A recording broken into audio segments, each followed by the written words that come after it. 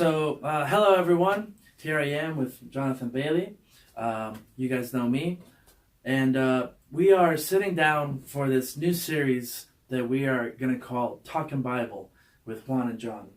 And basically, as you guys know, we've been going through the book of Matthew at Crossroads, just learning how to study the Bible and how to familiarize ourselves with studying the scriptures. And so one of the things we've done is there's some questions that we ask for you as you process the passages, something for you to think about and process what's happening and how it applies in the context and all that stuff. So we are just going to take one of those questions. Jonathan doesn't know what question I have, but and we're just going to discuss that question amongst ourselves. Just so that you can see what that looks like, to talk about the Bible, to process that, to hear from each other, from our different experiences and from what God is doing in our life. So that's what this is about. It's hopefully just a short snippet, but we just want to give you a sample of that. So Jonathan, if you're ready, the question that I have... You're ready? I'm ready. Okay. The question that I have for you is, why do you think that Jesus performed miracles such as healing sickness and disease? So kind of not just why did he perform it, why do you think that for him that was an important aspect of his ministry? And that's based off of this passage where we read in Matthew chapter 4, where it says in verse 23, Jesus traveled throughout the region of Galilee. This is right at the beginning of his ministry, teaching in the synagogues and announcing the good news about the kingdom. And he healed every kind of disease and illness. News about him spread as far as Syria, and people soon began bringing to him all who were sick. And whatever their sickness or disease, or if they were demon-possessed or epileptic or paralyzed, he healed them all. So what do you think about that aspect of Jesus' ministry, and why was it important? Yeah, I think that's an important question, because if you look at the Gospels, they're filled with different stories of Jesus performing miracles. And I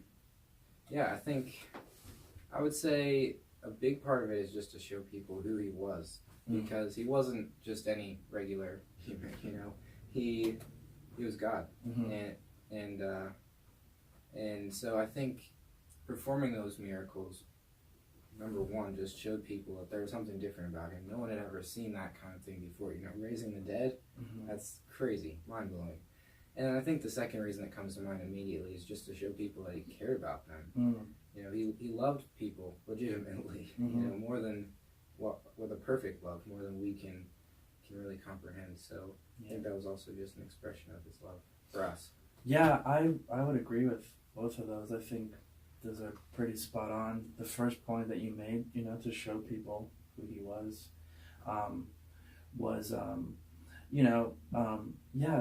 the book of Colossians, Paul says, Jesus is the visible image of the invisible God, right? And so Jesus was 100% man, but also 100% God, and although, we know that, Jesus laid down a lot of his, deity, to become 100% man, I think it shows us that he is the Son of God, right? The Son of Man, and what that implies, for all of us as well, this power and this authority in the Holy Spirit, and being connected and following Jesus and being adopted into this family,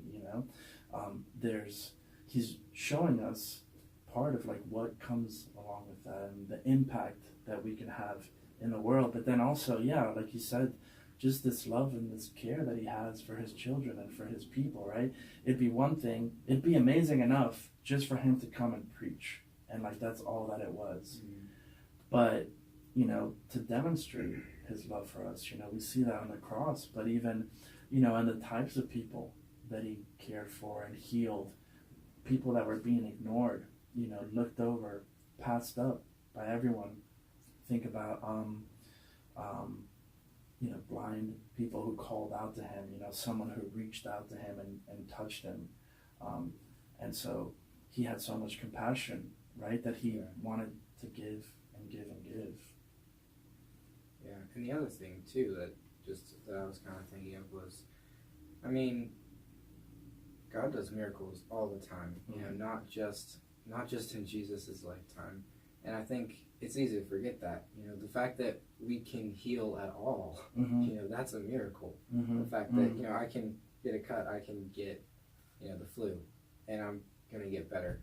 That God designed us that way is amazing. And I think, there's examples of miracles every day that we see, and I think a lot of times it's easy to just be like, well, yeah, that's the way it works. But that's the way God made it work. And he's doing that kind of thing all the time. So Jesus, I think, in some ways was doing miracles that no one had seen before, but in another way is just what he does.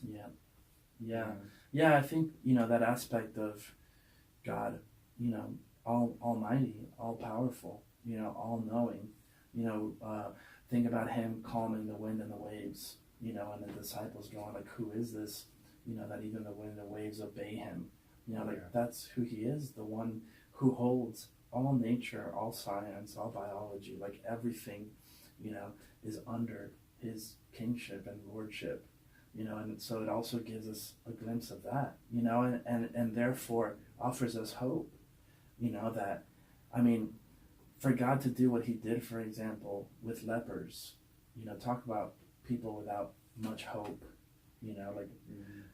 medicine hasn't necessarily come up with a solution for that, but here he was demonstrating like he does have a solution, like he is all powerful, capable of all things, and so ultimately we submit to whatever his will is, but we have that hope, that whatever happens, miracles can happen.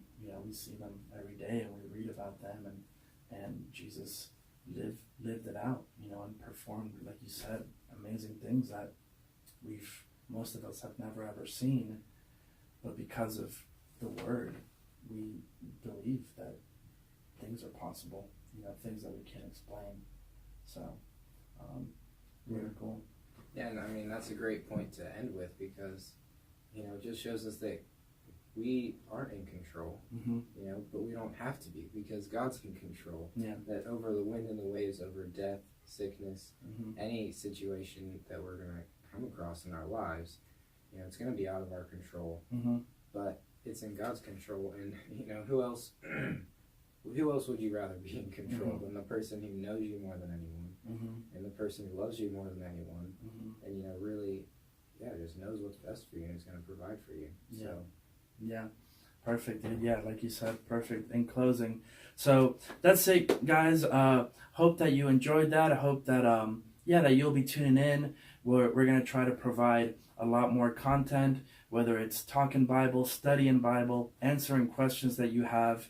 So please submit questions, reach out to us, because we are very passionate about the Lord and about helping others get to know Jesus, because it is the most amazing thing that's ever happened to us. It's the best decision, and just the greatest thing that's happened in our lives, and we just want to share that with people, and are passionate about the Word and just about all that God is, and are just so thrilled and pumped about getting to share that with people, and grateful for this medium in which we get to do it. So anyway, thank you guys. Signing off. Jonathan, do you want to sign off? Yep, signing off. There you go. This Jonathan just signed off. We'll be back soon with another edition of Talkin Bible with Juan and John. See ya.